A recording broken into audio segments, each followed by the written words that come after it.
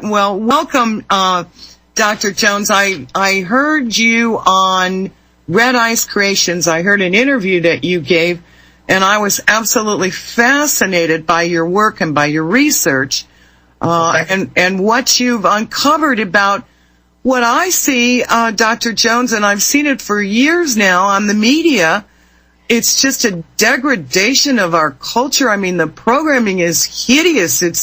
It's sex, it's violence, it's even the sitcoms are all kind of smarmy now. And it didn't used to be that way. I mean, I can remember, even like the Bill Cosby show and the Mary Tyler Moore show and Carol Burnett show. These were all wonderful shows that I could share with my children. And now it's hideous. You've done research. Perhaps you could shed some light on what has happened to our culture regarding what the media is doing to us. Yeah, well, it's a long story, and I've been researching the story for 35 years now. That's when I started Culture Wars magazine. But the key to understanding the sexualization of our culture is that sexual liberation is a form of control. Most people don't understand that. They perceive it as a kind of freedom to act on your desires. But there's a long history of people who understand how they can use this to control people. I mean, you said in the beginning that we're talking about our nature as human beings. Our nature is to be rational. It's to be reasonable creatures, to recognize the order of the universe as created by God. That order, the Greeks gave a name for that order. They called it logos.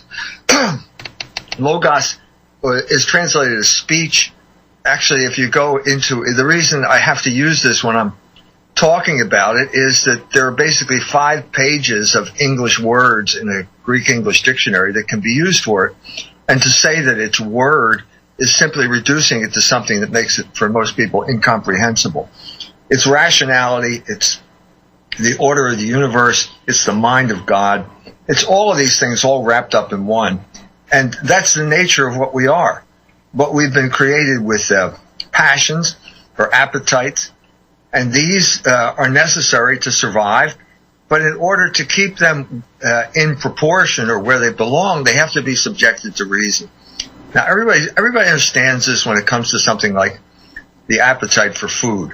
Everybody knows that if you eat too much, you're going to get fat. And if you get fat, you're not going to be healthy. Or if you drink too much, you're going to get drunk. And if you get behind the wheel, you're going to kill yourself or hurt somebody. But it's harder to understand with sex for some reason or other, because it's such an insistent desire. And there are people who understood that if you promote this, you cloud people's understanding. The scholastic philosophers like St. Thomas Aquinas would say, lust darkens the mind. That's his way of understanding it. It can eclipse reason. And these people who were understanding this, and I'm talking about some like the beginning with someone like the Marquis de Sade during the French Revolution, all the way up to Wilhelm Reich, the Freudian communist, wrote during the 1930s. They realized if you increase these passions, you can manipulate people and get them to do what you want to do. So it became a form of control. And so at the same time, Reich was studying Sigmund Freud. Sigmund Freud was using these insights to control people, in a sense, rich Americans, so he could get money from them. His nephew was Eddie Bernays, and he's the father of public relations and advertising. And people began to realize you could use this to control people. And that's, in a sense, the history of what we're talking about. The history of the sexualization of our culture is really the people who control the culture, let's call them the oligarchs, have discovered that this is a very effective way to bring people under control. And so they control the media, they control what we see, what we think, and they control it for their interest, not for our interest. Well, and if we're all focused on sex, we're not paying attention to what's going on behind the wizard, are we? We're not. That's right. No, you hit the nail right on the head there. That's exactly the point of all of this. I'll give you a recent example of this. Hillary Clinton is running for president, and she said, even if we broke up the big banks, we still have racism and sexism.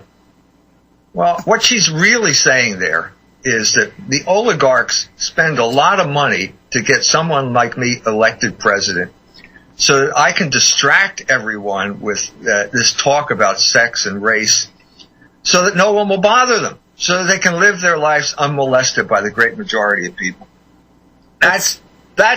We are going through a crisis right now in this election cycle, also a crisis in terms of representative government in the United States.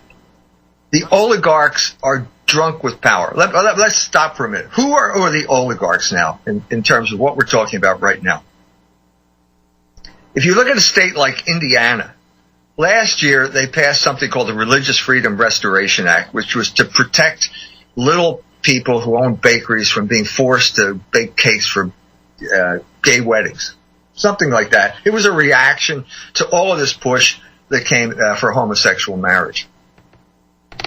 Well, this unleashed a huge hue and cry, a huge campaign demonizing Indiana as backward and discriminatory and so on and so forth. Well, there's a cabal of CEOs and homosexuals who land in the state and threaten the government. They actually, and not only did they threaten it, they overthrew state government in the state of Indiana and basically forced the governor to backtrack and basically retract the law that they had passed. Now, this raises an interesting constitutional issue. Who's the ruler here? Do the people of Indiana get to elect representatives and they get to make laws, or do they only get to make laws that are pleasing to the oligarchs, to the the CEOs and their homosexual proxy warriors? That's the battle that's being fought right now in North Carolina. Yeah. Georgia caved in immediately after the NFL got involved, and Mississippi. Because right now, I think that the oligarchs, I said they're drunk with power, and they perceive state government as the weak link. And they basically can take over state government and enforce their rule on the people of these states. We've talked about that, Dr. Jones, and you may not be aware of it, but the network that we're calling government is really a vast network of corporate control coming from the federal corporation, and they do it at pretty much, you're pretty much describing the end result. They do it by offering grants to these different states, and the different agencies within the states take the money, and basically the elected officials are kind of left in the wings because policies start being implemented that they knew nothing about and they didn't even vote for. Right. Well, I mean, let's face it, state government has been on the defensive ever since the Civil War. Yes. Especially vis-a-vis the Supreme Court and the federal government. But this is a new intrusion into state government. These are not government actors. These are private corporations, private individuals who just now can come in and basically say, no, you've got to change the law. I mean, who is this guy? He's from San Francisco. He's not from Indiana. No one elected him. And yet he now has the power to tell the legislatures in Indiana, Georgia, North Carolina, Mississippi, who knows where it's going to be next, that you've got to change your laws to come in line with what we want. This is what we're seeing here is an assault on representative government. And it all goes back to what I just said about sexual liberation. The homosexual now is the avant-garde of the sexual revolution. Well, you're speaking about Ed Bernays, the father of propaganda and all of that. What I found was interesting is how, like a century ago, there's a wonderful documentary called Human Resources. And a century ago, the robber barons figured out that if they could control the workplace and do everything they could to diminish the empowerment that the workers felt, okay, make their jobs pretty tedious and unpleasant. As long as they did that, when they go home at night, they would seek entertainment. They would not seek to change the system. In other words, the whole thing was designed to make the people sort of downtrodden. And by doing that, they were too tired to go to meetings. They were too tired to get involved. And they lost their sense of empowerment. And I think what you're describing with the whole sexual revolution, just another stab at unempowering the population so that the robber barons can do whatever they want.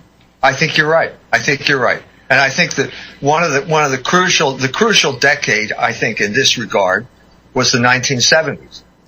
And so it began with sexual liberation. Roe versus Wade was 1973. Feminism was the vehicle of sexual liberation at that point. And it ended with the deregulation of usury. And I think that's the 1-2 punch about that. That's how the oligarchs, that's how they create their system of control. Yes. It's now been imposed on all of the new countries that came into the European Union. I was in Poland. I did a book tour there, and just at the time when the bishops issued their statement, the Catholic bishops issued their statement on gender ideology. Finally, there's a group of people that's starting to wake up to the fact that this sexualization of your culture, it doesn't happen by accident. There's a plan here, and the plan is control. It's very simple. So you derange a group of people. Let's take the worker. In the beginning of the 1970s, he's doing as well as he's ever done in the United States. Yes. I mean, this is an anti-labor country. After World War II, the Detroit, the big three, Ford in particular, made peace with the UAW. There was an era of prosperity, unprecedented prosperity after World War I. It ended in 73. That's when wages started going up. That's when sexual liberation started to kick in. And by the end of the decade, we had Paul Volcker coming in as head of the Fed, and we had everything reversed. The entire system was basically overturned, and we had the system of usury imposed on the country. Suddenly, the creditors were now back in power. Creditors are always a minority. They are an essential part of the oligarchs that I'm talking about, probably the most crucial part of the 1% that we described at Occupy Wall Street, the protest against the 1%. These are all, so who are the oligarchs? Okay, it's always going to be some type of minority group. Creditors, CEOs, homosexuals, and Jews.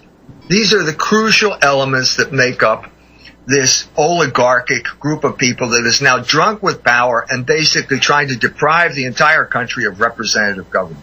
Yes, I totally agree. And what's interesting, and I did post on anticorruptionsociety.com, oh gosh, I think it was 2 years ago, a really well-written article about usury.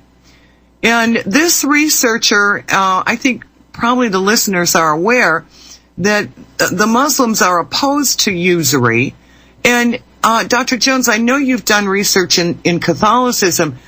The author of that article intimated, or actually stated, that at one time the Catholic Church or the Christians were opposed to usury, and there truly is a story in the Bible about Jesus throwing out the money monsters.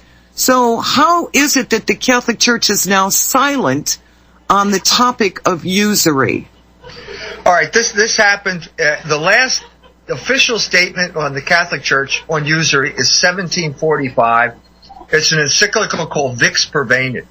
This is the official teaching of the Catholic Church. The Catholic Church can never rescind the prohibition on usury any more than it can rescind the 10 Commandments. It can't do that. It doesn't have that commission. It can only proclaim the Word of God. It can't correct the Word of God.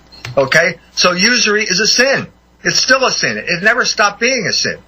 Now, what happened over this period of time, let's say as of 1745, the economic situation got more complicated. It got complicated beginning at the end of the Middle Ages, when Europe switched from a basically labor economy where you owed a certain number of days to your lord to a time where you had to pay taxes in money. And so there was a moment here, let's say in Italy at the end of the 15th century, where suddenly there was a demand for money that didn't exist. Money was money was limited to pieces of gold and silver. Right. And there's never enough gold and silver to go around to satisfy the productivity of human labor. So there's always a shortage. And this was the point where the Jews came in to Italy as money lenders. They actually had always been there, but they became really important figures. And basically the cultural artifact that talks about this is Shakespeare's play The Merchant of Venice, which is about usury. It's about Jews and it's about usury. And it's about Christians trying to face up to this fact of how we're going to deal with this. How are we going to deal with this? So this is the moment where the money economy became important, that people needed money. They weren't being paid a decent wage, so they had to borrow money from the Jews. Okay, hold on, Dr. Jones. We're going to take a break. We'll be back soon. Welcome back to In Defense of Humanity. We're here tonight with Dr. Jones, who has a monthly magazine called Culture Wars, and he's got a wonderful website. We will put up a link so you can visit his website. There's a lot of wonderful information on it. He's done web podcasts he's posted, and he's done interviews. He's got some YouTubes there. I visited your website, Dr. Jones, and I was really, I could spend days there. You've got a lot of good information, a lot of good research. But I am very interested in helping people better understand the relationship between why we're being distracted by sex and that horrible little sitcom called Three Men and a Boy, it's filthy. Meanwhile, they're robbing us blind, and the people don't seem to understand we're losing representative government. There's nobody protecting us from the money monsters.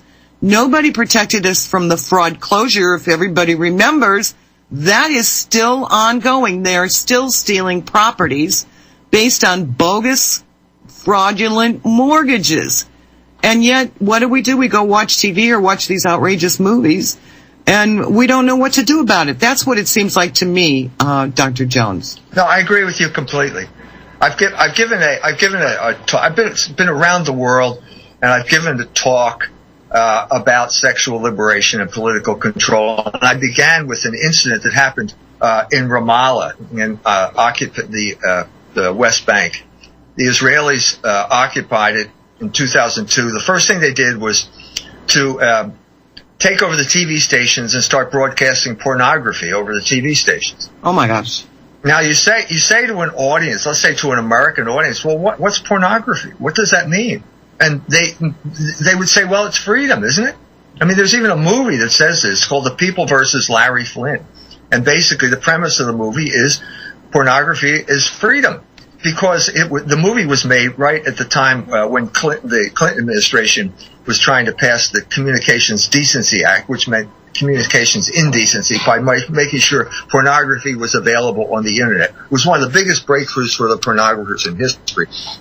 So I said, if you think it's freedom, does this mean the Israelis want to bring freedom to the Palestinians?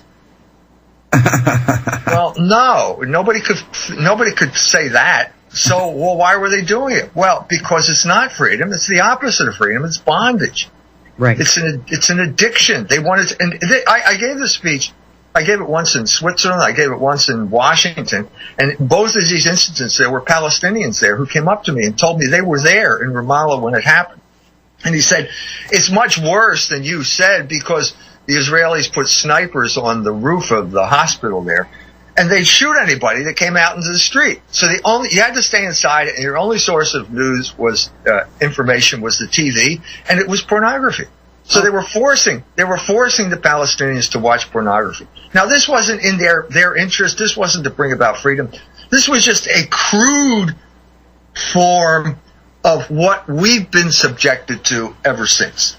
Yes. Well, nobody's standing on the roof of the building, at least in Indiana here, and going to shoot me when I come out. But there's plenty of the pornography is now available in people's houses, which was not the case before. And it leads to a docile, self-absorbed, impotent population, and that's what they want. That's why it's there.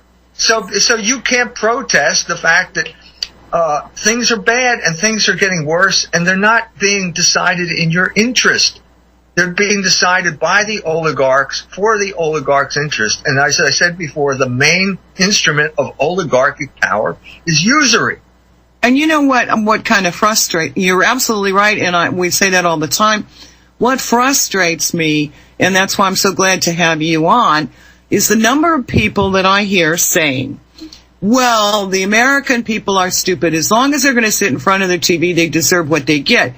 I have a hard time convincing people that they've been victims of social engineering for their whole entire life.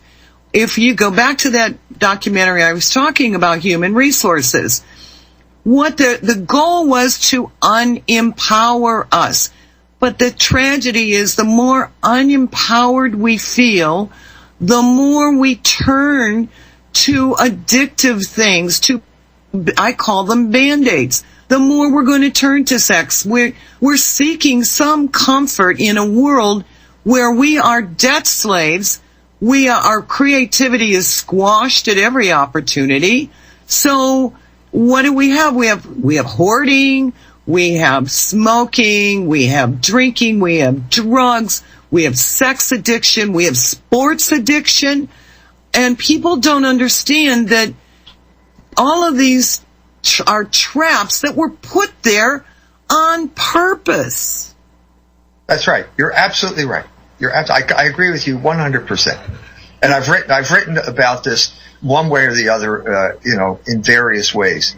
The social engineering that was imposed, the Bible of social engineering was the American Dilemma, which was supposedly written by Gunnar Myrdal, the Swedish socialist. I cover this in my book, The Slaughterer's Cities, Urban Renewal as Ethnic Cleansing. It's the story about the destruction of Catholic ethnic neighborhoods in the big cities all across the north and the eastern part of this country. But he said very clearly in this book, he uses the term social engineering. He said, there's no time in the history when social engineering has been more sought after than right now. We feel that we can solve every single problem. And after the war, there's going to be after the end of World War II, there's going to be even more social engineering, and traditional freedoms like choosing where to live will no longer exist. Now that's in the book. And after the war, that's precisely what happened. Two of the major forms of social engineering at that time were the car, leading to the suburb, and television. Yeah. And this occupied, you had to drive to work now. You couldn't live near where you worked anymore because the cities, you've been driven out of the cities into these settlements. And once you got home, you were there to watch television. And in a sense, the content was irrelevant. As long as you're being docile and watching television, that's the main thing. It was just entertainment to keep you from thinking other things. And the suburbs themselves, Levitt, the creator of Levittown, who learned how to do this working for the Seabees during World War II, he said, no man who has to mow his lawn will ever become a communist. He doesn't have time to become a communist because he's got to mow his lawn. So social engineering was programmed into all of these innovations after World War II, and it only got more draconian as time went on and more intrusive. And pornography being one of the big advances that has taken place. More and more sexual liberation, more and more intrusive social engineering into the private spheres of life, until finally we now have the homosexual as the avant-garde, and people are being forced to accept this and losing their political power because they can't object to it. And now we have bathrooms that they want to have both sexes there. I mean, you probably saw the article about Target. So yeah, we don't even have safety from a normal concept or a normal way of dealing with our body. We used to have restrooms that were all women, all men, and it was a little respite. You could go in there, you feel safe, and you could do your hair and talk with your friends. Now they want to take that away. Yeah. The point in North Carolina is, people think, well, don't they have anything better to do than talk about where to go to the bathroom? No, this is imposed on them because it's a way of overturning representative government in the state of North Carolina. It's a way of showing those legislatures that they have no power unless it is granted to them by the oligarchs, namely the CEOs, the homosexuals, and the Jews who are supporting homosexual marriage. And social change. That's right. And actually, it's cultural destruction. I mean, you call it culture wars. To me, it looks like a cultural destruction of a society that functions very well within the family construct. Well, the family builds independent people, and that's precisely what they don't want. They want docile people that can be influenced by the media that they control. That's the whole point of this. So it's a war against the family as well. Well, yeah, because, as I said, the family builds people who have some type of critical thinking and independence. Because they are, in a sense, even with all this intrusion, they are outside of the control mechanism of the state. And that's why the family has to be subverted. Well, also, among all of this social engineering, it appears to me they've gone out of their way to create consumerism. Yes. Well, here they're in a bind. Okay. Yeah, you can talk about consumerism, but you can't have consumerism and debt for any period of time. Okay, so the first wave, we'll have the credit card, and you can go out and buy something you can't really afford. Well, there's a kind of rush. It's like the first shot of heroin you take and the economy gets this kind of rush. But over the long haul, what you have is a lot of people in debt. Right. And so all of the money that they have is being used to service the debt. Well, guess what? That's the end of consumerism. You can't buy anything anymore because the debt has gotten so big that it's strangling the economy. That's the problem right now. And people have maxed out their credit cards now where they're facing bankruptcies. Their jobs have been exported. Unemployment is outrageously high. How can they pay their debt? How can they pay their payments when they're unemployed? Well, now you're exposing the irrationality of usury because it basically kills the host. I mean, this is Michael Hudson's latest book called Killing the Host, where he talks about the whole world being burdened with debt, unrepayable debt. But that's precisely the irrationality. So you got a group of people, let's just say the creditors at this point, who have their hands on the steering wheel. They're driving the car off the cliff. And nobody can seem to pry their hands off the steering wheel.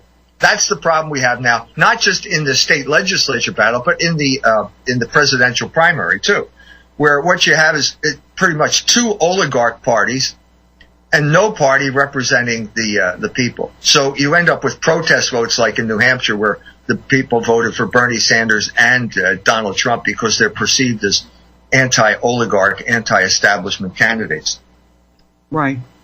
Well, it's just looking pretty grim for most families now. I mean, I do know people who are unemployed. Statistics, I was talking to John Stadmiller about this on his show yesterday.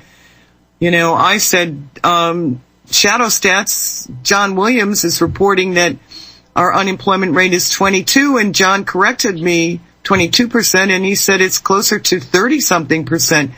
Well, how in the name of Hannah can we function when these people don't have employment? They don't have income. I know they're on food stamps, but you know what?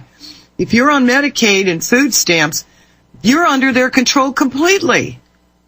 Yeah. The people in their 20s are the people who are most affected by this. I went to the Occupy Wall Street demonstration and I walked through the crowds there, and it was, in spite of what they were saying on Fox News, it was mostly people in their 20s, and they were all holding little cards that said, I'm $50,000 in debt, and all I can get is an unpaid internship. This is a recipe for economic disaster. It is. You can't load people down with debt and promise them a job that they're never going to get. The economy is going to die. But no one seems to be. So what was the reaction? The FBI sides with the oligarchs, and they treat these kids who they seem like American citizens to me. Why is the FBI siding with the oligarchs here? Why did they use this power to break up this demonstration where I think young people who had what I consider a legitimate grievance? Well, I guess because the government's run by the oligarchs and in their interest. I think that's the conclusion you have to come to, and I think there's widespread dissatisfaction now. The level of consciousness has never been higher, I don't think, about the real parameters of our government here. That the whole idea of democracy is a facade, and the only reason people are called to vote is to ratify the agenda of the oligarchs. That's becoming obvious to large numbers of people now. Yeah, well, and there's other reasons. We've talked about that on previous shows, but you're right. As long as the people go vote, and we've talked about how important it is not to vote, because as long as you vote, you are counted on the list of those who still have faith in the system. As long as they get people to vote, they say, well, look, we've got the people still supporting this system because they went to the booth and they voted. When nobody votes, then they'll all of a sudden realize that nobody supports them anymore. But well, we're close to that point in South Bend, Indiana. I mean, in the off-year election, 7% show up at the polls. That's amazing. And they're never so the latest election that the mayor announced he's a homosexual. So this makes his election for a second term a ratification of his homosexuality. So the newspaper says 80%. He got 80% of the vote. Well, what they forgot to tell you is that only 11% of the people showed up.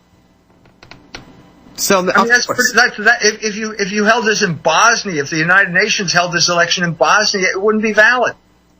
Yeah. And again, if they control the media, they've got people believing anything. I mean, I scream at the TV. We turn it on and I listen to them. My husband's got a theory. We have to know what the enemy is saying. And I walk through the room and I listen to what the enemy is saying and I just start screaming. You know, I just say, I think this is polluting our brain. You should turn it off. This is called mind pollution. And I said, I don't want to listen to it anymore. They're all lying. And people they don't see it. I think we have opportunities now. I think the consciousness is rising. And in a sense, it's our job to help it, focus it, and explain what's going on. I just give you one instance. The ADL just condemned Donald Trump for using the term America First.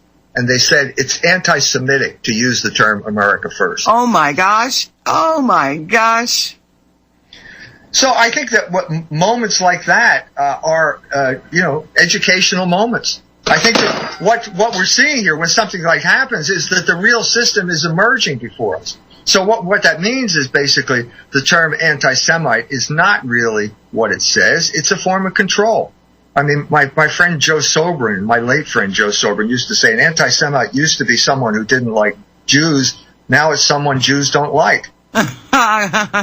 That's so true. And this is an example of that. Now, how many people are going to take that lying down? I don't know, but I think there's a moment, an educational moment right there that I think we should have the courage to explicate for everyone. This is control. This is not about hurting Jews or anything like that. It's all a form of control, controlling the thought of the people, telling someone what he's allowed to think and what he's not allowed to think. Right. Well, who gave them this power? Well, and now they're taking it further. I'm sure you followed this story. Now they want to decide what we can ingest and what medicine we must take. In other words, they've gone beyond just polluting our mind. Now they want to take control of our physical bodies by forcing drugs on us, by forcing toxic water on us, by forcing toxic food on us. Now it appears to me, and we have had a show on that, now they are moving to reduce the population, but they want us to ingest this freely. In other words, they want us to say, it's okay if you poison me. I'm okay with that. And I mean, it sickens you when you know the truth about what they're doing with the food and the medication and the vaccines, and they're lying to the public every day saying this is for your health. when actually they're degrading our health. Yep. Yep. And they're doing it on a massive scale. So part of the culture war isn't part of the culture war to convince us that what is bad for us is good for us? Well, that what is good for us is what they say is good for us. In other words, we should operate in their interest and not in our own. That's the essence. The media are so powerful that they feel they can do anything.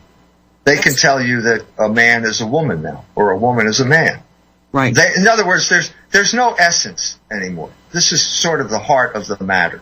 Do we have an essence? Is there being? Is there a real essence to being a male or a female, or to being a human being, or to being anything? And their answer is no. And the proof is Bruce Jenner, I guess. I guess that's the proof, isn't it?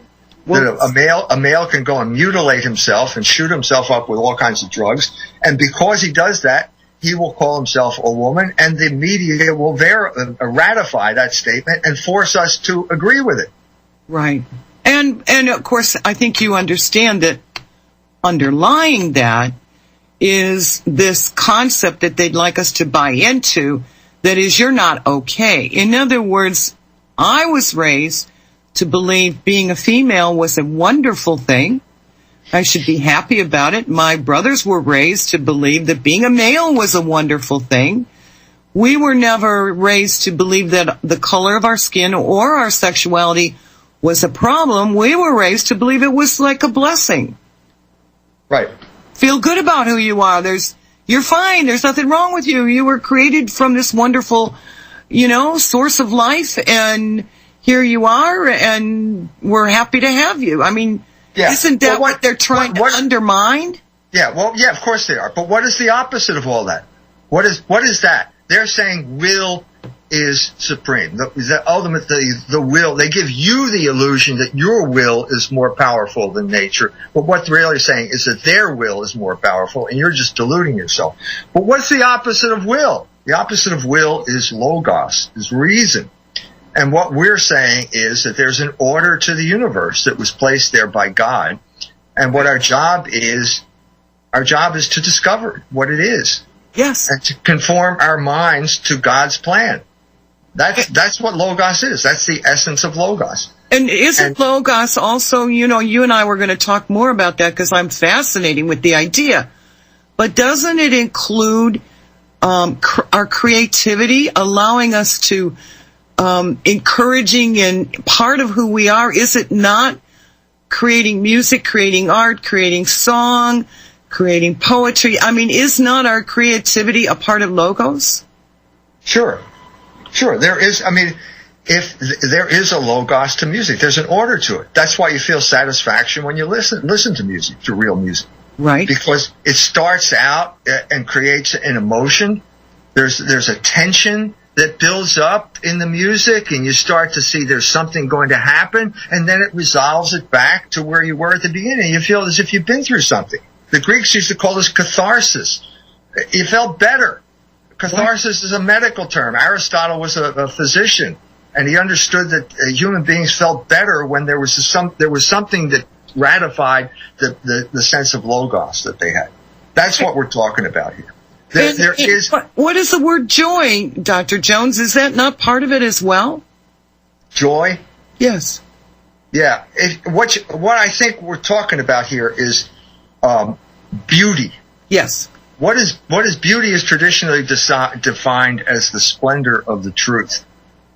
And so when you suddenly have this burst of both reality and understanding in one object, you're struck by its beauty.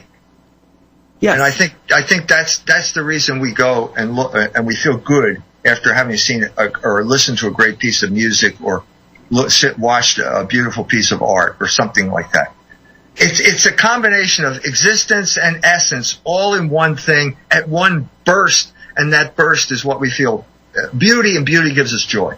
And I always call it makes your heart sing. I don't know if that's kind of primitive, but you see it in little children when they do a happy dance, and all of a sudden they're just bubbling over with happiness, and it seems to be in every child goes through that, and there they are. There's their spirit, right?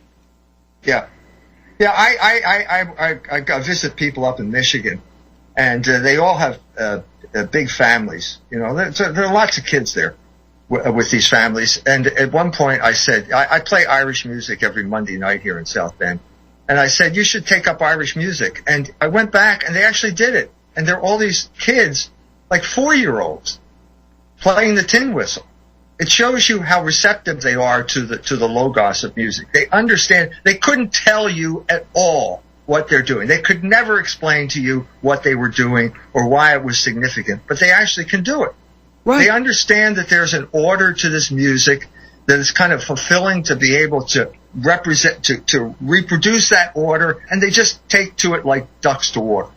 And the same thing with dance. Have you noticed? The same thing with dance. Children enjoy moving their bodies to dance and to music, and I don't know that. I don't believe it's taught. I think it's natural. Well, it's part of it's the way you are. And what so to get back here, you're exposed.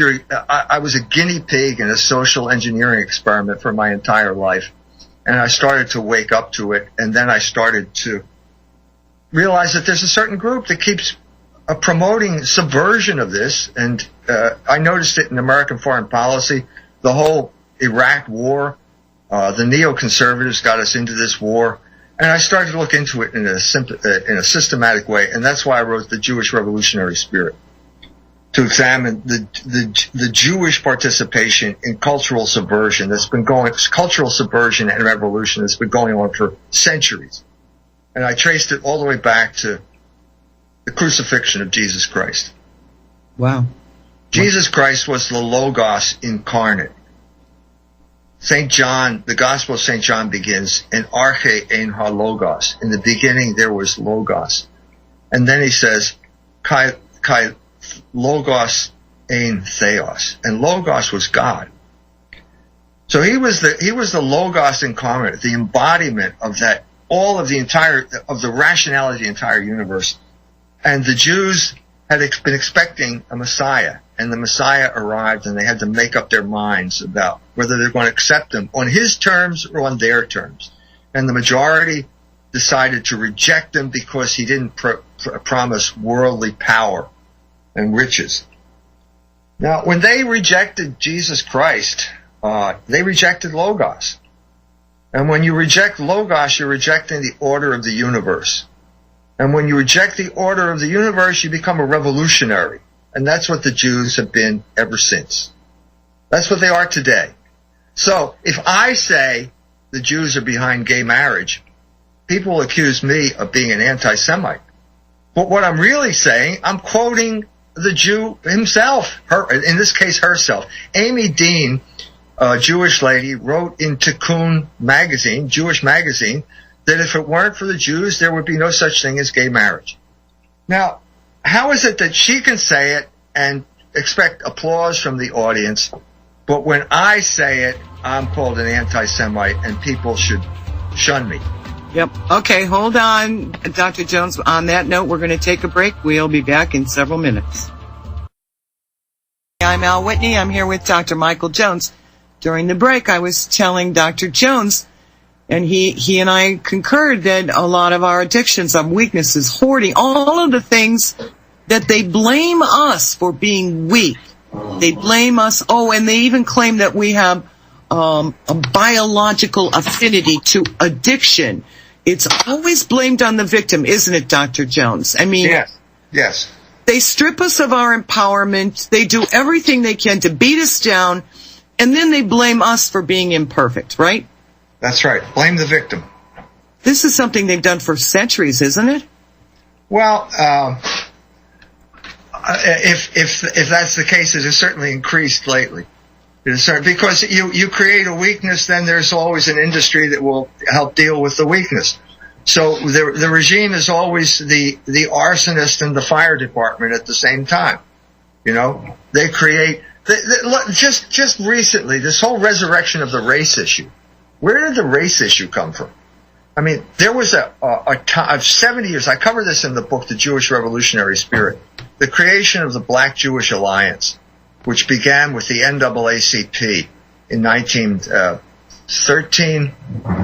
No, after that, around that time. But I mean, in reaction to the first of all, the B'nai B'rith was created in reaction to the Leo Frank case, the hanging of Leo Frank. Yeah. And then you have the NAACP, which is basically a Jewish organization that tried to turn black people down south into revolutionaries. Marcus Garvey showed up. It was at NAACP headquarters. Marcus Garvey, the great black nationalist, showed up at NAACP headquarters in New York. Couldn't see a black person at all. It was all Jewish lawyers run by the Spingarn brothers. The culmination of that was the Civil Rights Movement, which was basically a revolution down south.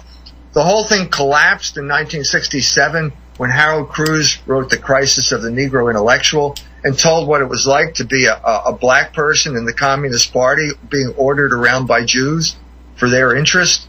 So it kind of collapsed. The homosexual rose as the new proxy warrior in the Cultural Revolution. That's in many ways the main thing today. But all of a sudden, out of the blue, the Black Jewish Alliance got resurrected with Black Lives Matter and the Ferguson riots and also the coup d'etat at University of Missouri.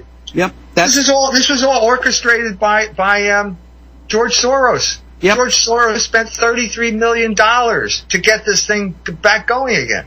Oh my gosh. Okay, can we take some calls now? Okay, Nancy from California. Good evening. Hello. Yes, good evening, Nancy. I did not hear your introduction when you began your program. So what is Dr. Jones's first name? His name is Dr. E. Michael Jones, and he is an author. He's written wonderful books. He's prolific, really, a prolific writer and researcher.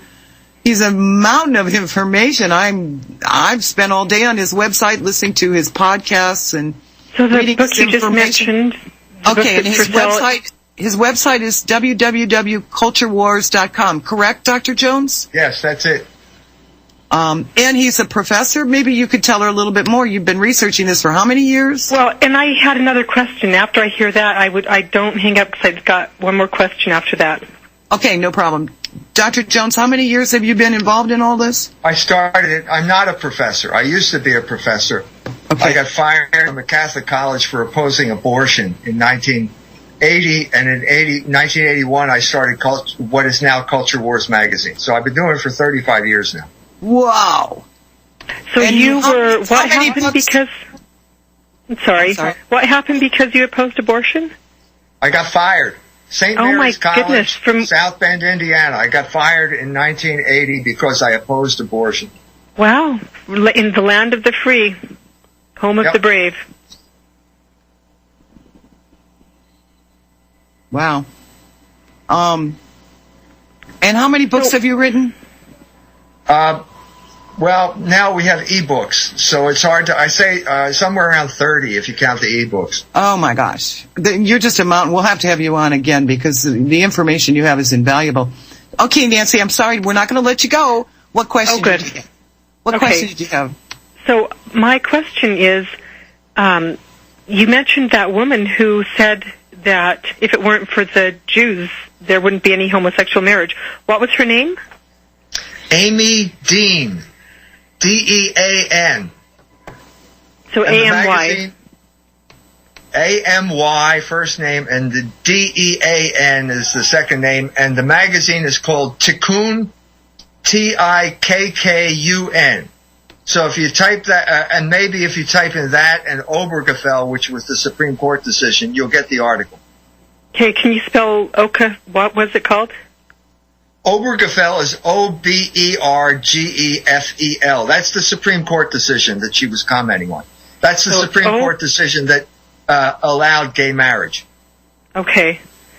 Excellent resource. I really appreciate that. I Googled it and couldn't find anything, so I appreciate you filling me in. Thank you. Yeah, it's Amy Dean, Tikkun Magazine. Okay. Thank you. Is that it, Nancy? Bye-bye. Thank you. Thank you for calling in, Nancy. Okay, we have Wes from Idaho, I believe, and he's back. Wes, good evening. Correct, I'm back. Yeah, question for Dr. Jones. He probably knows Professor Unwin of Cambridge and Oxford and the book Sex and Culture from 1934. Also, a little spot on YouTube, 18 minutes long by Black Pigeon. It's got 500,000 views now, 82% approval. Al, please don't take this too personally, but anyway, the title of this video is Why Women Destroy Nations and Cultures. Could I get a comment on either one of those two from you, Mr. Jones? No, sorry, not familiar with either one. Really? No. Well, I'll put it shortly, and it has to do with women, their passions being given unbridled control. This Unwin, professor of Cambridge and Oxford, came to basically the same conclusions that you are, Mr. Jones, that when you have Lady Gaga and Madonna and such things, that the culture goes downhill with that.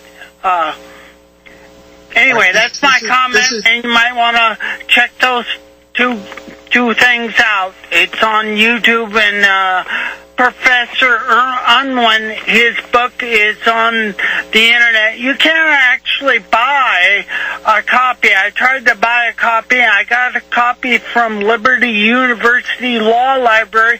The doggone thing, I guess, had never been read because 62 of the pages were still not glued together, but not cut properly at manufacturing, so I had to send it back. But anyway, thank you for taking my call. You're welcome. There's one thing I would like to say here. Sure. This is not a new idea. Euripides wrote a play called the Bacchae, or the Bacchant Women.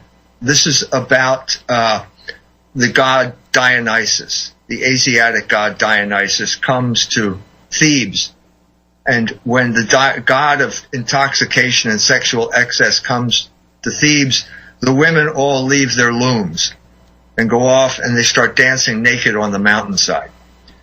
The king, Pentheus, decides he has to take this in hand. He captures Dionysus. Dionysus then says, "Now you're my prisoner." And then Dionysus, instead of answering him, says, "Would you like to see the women dance naked on the mountainside?" He says, "Yes." So he goes up there, has to put on a dress to get there, climbs a tree. The women see him, and they tear him limb from limb.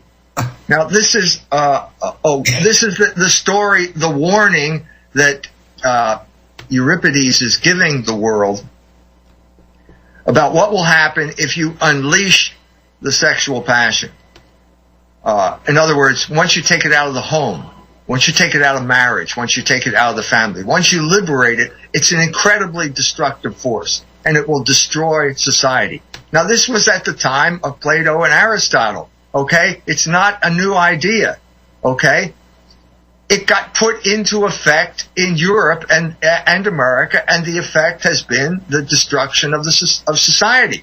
Now, that's not the end of the story, because no one's going to allow the society to be destroyed. What happens when the social structures are destroyed is the tyrant, what Plato would call the tyrant, or what we would call the oligarch, comes in and restructures it according to his principles. That's the world we live in right now.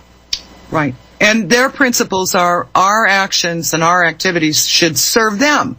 That's right. That is the fundamental. That's what St. Augustine meant by libido dominandi. Yes. Which is the title of my book on sexual liberation and political control. The dominating urge, the dominating desire. It's the antithesis of Christianity. Christians are taught to love and serve their neighbor.